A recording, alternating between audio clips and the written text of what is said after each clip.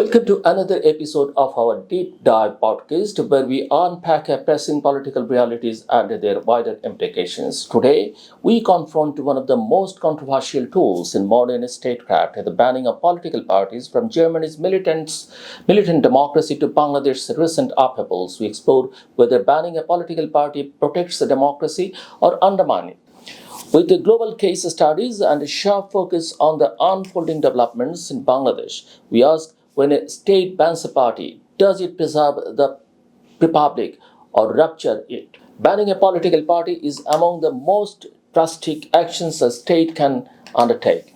While it may seem necessary under extreme circumstances to prevent violence, protect constitutional order, or respond to mass atrocities. The repercussions are far reaching and often irreversible. Across the world, the political, legal, and societal consequences of banning parties have sparked debate. Does it strengthen democratic values or betray them? Germany often serves as a model of legal clarity and moral rationale in this domain. Following the horrors of the Nazi regime, post-war Germany enshrined the concept of militant democracy, allowing the state of proactively defend democratic values from subversion. The Nazi Party was permanently outlawed, and since then, the Federal Constitutional Court evaluated several cases of party bans. 2003 and again in 2017, attempts to ban the far right NPD failed, not because the ideology was unproblematic, but because the courts upheld the principle that a party must pose an active and concrete threat to democracy. This underlines Germany's emphasis on proportionality and the protection of civil liberties. It stark contrast stands Turkey over the decades. The Turkish state has banned dozens of political parties, especially those representing Kurdish, Islamist, or left-wing constituencies. From the Welfare Party to the pro-Kurdish HDP's predecessors, banning has led to political fragmentation, the emergence of successor parties, and an environment of distrust and polarization. Critics argue that such bans often reflect authoritarian reflexes more than genuine democratic defense. Rather than resolving underlying grievances, bans in Turkey have deepened divisions and weakened democratic norms. Egypt presents another critical example. The 2013 military coup ousted the democratically elected Muslim Brotherhood government. Shortly afterward, the Brotherhood was declared a terrorist organization and banned. While these served the immediate goals of the military regime, the long-term consequences were dire. It pushed a highly organized mass movement underground, intensified political repression, and triggered cycles of radicalization. Egypt's trajectory reminds us that suppression does not equal stability. Even in India, a democracy with a strong institutional framework, there have been past debates about banning parties like the Rashtriya Swayamsevak Sangh (RSS) and the Communist Party of India under various governments, though bans were often temporary or strategic and rarely absolute. The Indian judiciary has generally remained cautious in interfering with party rights, emphasizing electoral accountability. Against this global backdrop, the recent political developments in Bangladesh deserve particular scrutiny.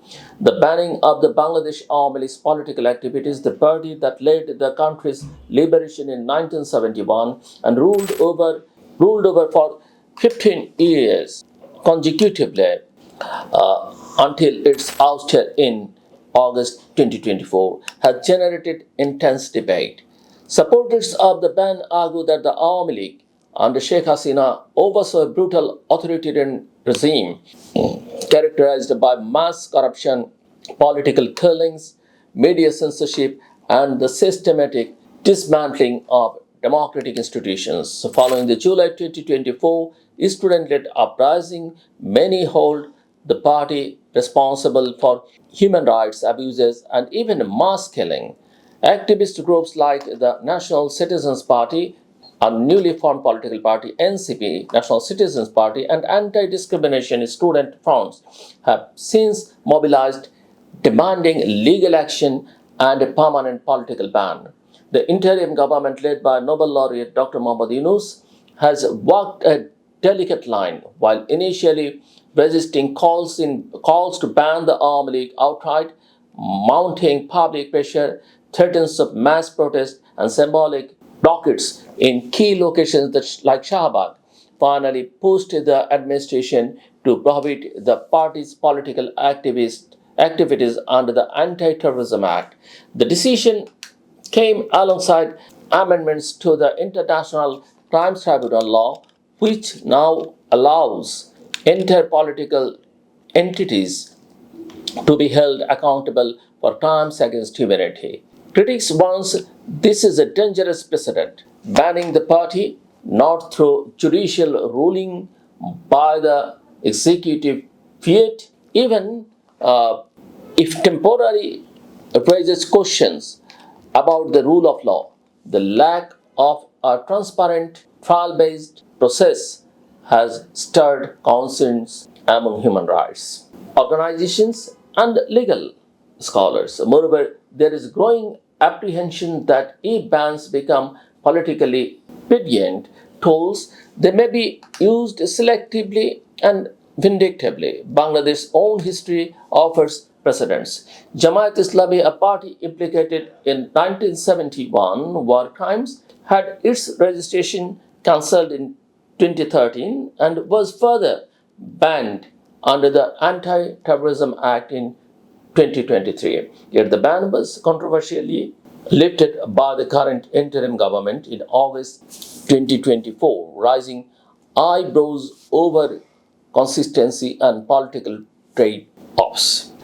These examples highlight the double-edged nature of party bans. On one hand, they may appear as a form of delayed justice. On the other hand, they risk creating political vacuums, fostering underground militancy, and delegitimizing democratic institutions. In South Asia, the Truth and Reconciliation Commission in South Africa, the Truth and Reconciliation Commission, TSC, set a compelling examples of accountability through transparency rather than exclusion.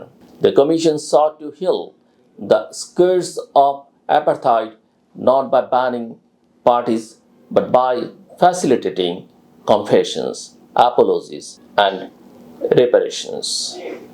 Bangladesh interim law advisor Asif Nazrul has recently proposed a similar model, a Truth and Justice Commission, to deal with crimes committed by all political actors, including those in power during the Hasina regime. Such a process could offer a more restorative, inclusive path to justice.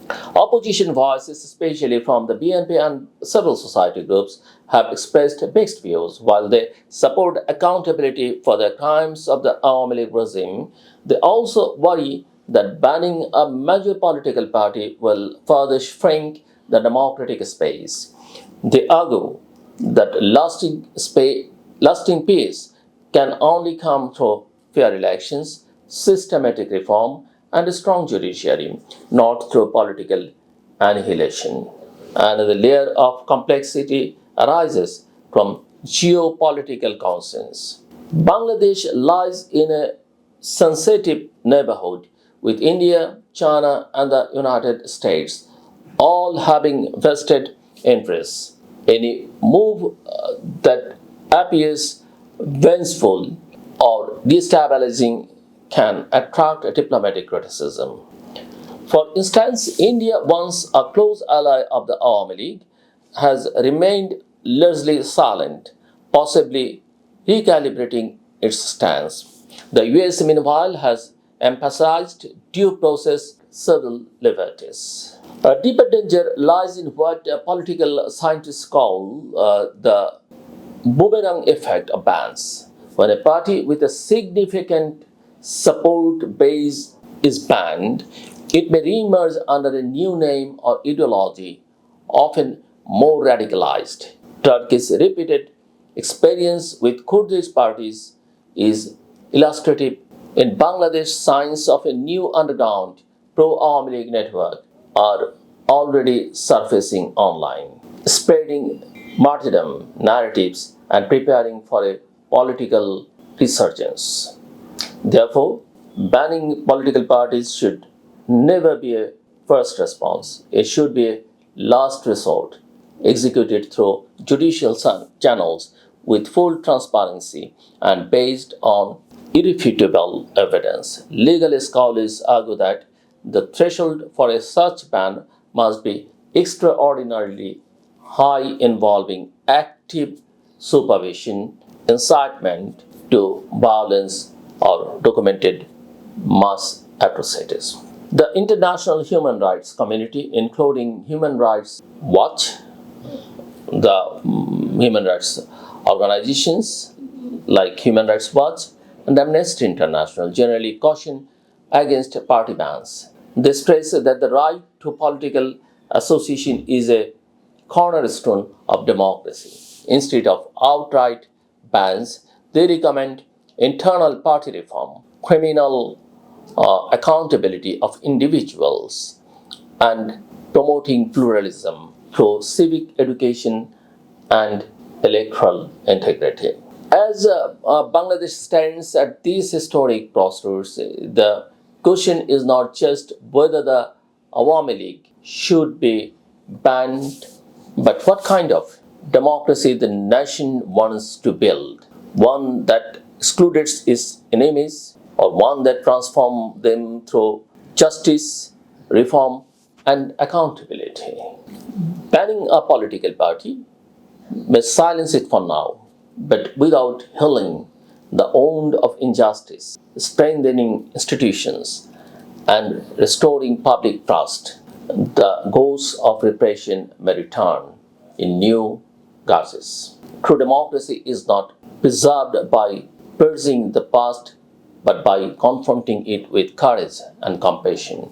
Thank you for tuning in. Stay with us for more in-depth analysis on political transformations shaping South Asia and beyond. Thank you.